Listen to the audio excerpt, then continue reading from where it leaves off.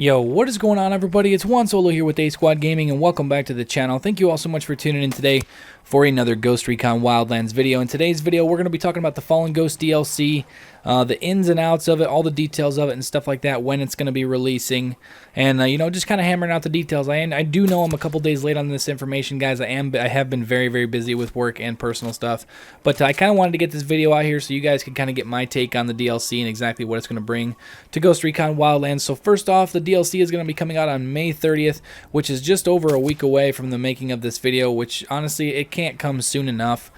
Because with the Narco Road DLC, I really didn't play any of it. It just really didn't float my boat. And hopefully we'll get some, tactical gameplay exactly how Ghost Recon is supposed to be. So basically, the Fallen Ghost DLC is going to be before leaving the country for good. The Ghosts have to do one more mission, and they have to evacuate the last CIA members out of Bolivia, basically. And on their way in, their chopper is shot down, and they crash in the middle of the jungle, and they are being chased by enemies that are better equipped and stronger than them. So they will need to play it smart if they want to get out of alive. So honestly, it sounds a little bit like survival from Tom Clancy's The Division. Obviously, you're going to be in the jungles of Bolivia, and it's going to be kind of a different take on it. But honestly, it sounds really cool. It sounds like something that you might be able to see in a movie. But, it sounds like the guys we're being chased by are pretty badass. And then also it goes on to say that the new Fallen Ghost campaign features 15 new missions in which you will face 4 new bosses located across 3 different regions. And as with the main game, you have total freedom of choice to play by yourself or with others. So it's going to be similar to the Narco Road DLC. It's not actually going to be in the open world of Ghost Recon Wildlands. It's actually going to be its own separate game mode, which honestly, I wish they could have fit it into the open world of the standard game. But, it is going to be kind of cool playing some other cool, new missions and stuff like that. And then also they went on to say that the new missions will test your combat skills and the coordination with your team. You will have to eliminate lieutenants, defend civilians, and extract VIPs, all to work your way through to the heads of each region. In addition to the main missions, Fallen Ghost will also incorporate new side missions scattered around the map. And if you complete all the missions of a specific type, you can unlock a final activity that grants you an exclusive prizes upon completion, which sounds pretty cool. I'm not going to lie, that I'm actually going to look forward to seeing exactly how they're going to do that. And then also it says that these are not the only changes. For those of you who loved a good challenge, the advanced and expert difficulties have been tweaked to offer a greater challenge. And turn off the HUD and immerse yourself in the most extreme tactical experience you can experience in Tom Clancy's Ghost Recon Wildlands. So honestly, it sounds like they're listening to the community about they're going to go super tactical, which is pretty much the exact opposite of the way that Narco Road DLC kind of went.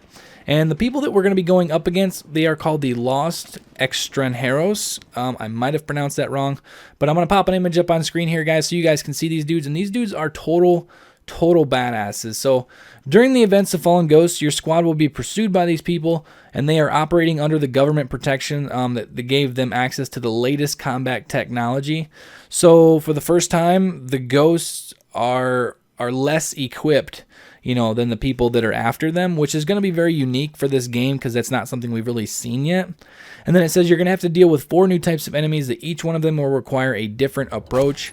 So there's going to be armored enemies, elite snipers, and then also there's going to be jammers, which makes it so that you can't really use any of your equipment and stuff around them. And then also there's going to be covert ops. So the armored enemies wear heavy bulletproof vests and will be hard to kill in close combat, and elite snipers have a wide detection range and unbeatable aiming skills. So as if the snipers, when you're playing on extreme difficulty, weren't hard enough, these guys are going to be absolutely insane. And if you get caught by a bullet from one of these guys, you're definitely going to go down. So hopefully, it should be more interesting. You're going to have to definitely approach these guys a lot differently than we have in the game so far. And then the jammers have an interface antenna equipped on their backpacks that disables all your electronic gadgets, so you're not going to have any access to your drone or anything like that.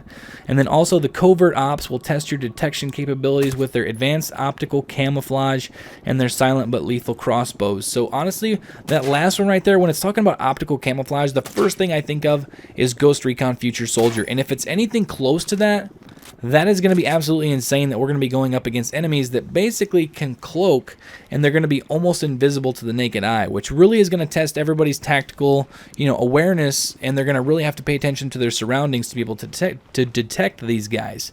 So honestly, I'm actually pretty excited about them putting some of these features in, because it really changes up the game. It makes it more of a tactical experience, and it really kind of changes it up for the better for Ghost Recon Wildlands, because we really haven't seen a whole lot of this since really the game came out, with, the Narco Road DLC being an absolute joke in my opinion. But that's a completely separate topic that I'm not really going to get into. So also there's going to be new sets of skills and an extra level cap. So with the Fallen Ghost DLC, they are going to add a new level up to the level 30 characters when the main game skills are already active. So you're going to have a level 30 character with all the main game skills and stuff like that will be active, and to help you fight through this deadly enemy. You will be able to teach your ghost some new skills, and to unlock them, the level cap will be raised to level 35. And just some of the new skills and stuff like that are the with the drone, you're going to have a flash drone, attack drone, and then drone vengeance. So the flash drone transforms your drone into a mobile flashbang grenade, which really, I don't see how that really changes that much from the flashbang. I really don't use that very often anyway. The next one, honestly, I think is probably going to be used the most. It is called the attack drone, and it attaches a small caliber shooting device to the drone to transform it into a lethal flying weapon, which honestly sounds really, really cool. I don't know if any of you guys saw the Ghost Recon Alpha like short movie that was up, I don't know, it was years ago when Future Soldier came out, and their drone in that actually had a machine gun turret on it, which made it really useful in a lot of situations. And then Drone Vengeance is equip the drone with an explosive payload that will activate automatically when shot down by an enemy. So it's basically the exact same thing as the drone, the explosive drone, except you don't have to personally detonate it. If it gets shot down, it'll automatically explode on when it crashes, which really doesn't seem like it's really going to be that useful. And then for the Ghost, we're going to get new physical skills, and the first one is called Oxygen, and it improves your ability to swim underwater for longer time, stay undetected, and find new stealthy ways to attack your enemy. Being the fact that we are going to be in the jungle, I do see this actually coming into play more than you would think. Because there's a lot of water in the jungle regions and stuff like that, and you're going to have enemies that are heavily armored enemies. You're going to have snipers that have very wide angle vision. You're going to have guys that are going to be cloaked and jammers and stuff like that. So you're really going to have to think outside of the box when you're attacking these people.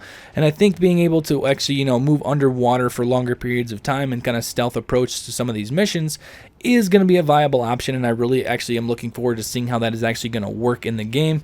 And then next we have reaction marking, and it says improve your senses and tag every enemy shooting at you. So for instance, if you go loud and everybody's shooting at you, you can actually activate this skill, and it will actually tell you where everybody's at that's actually shooting at you, which honestly most of the time you kind of know where you're getting shot at from anyway, but that is going to be a skill that probably is going to come into play if you can't stay silent, and you can't stay undetected.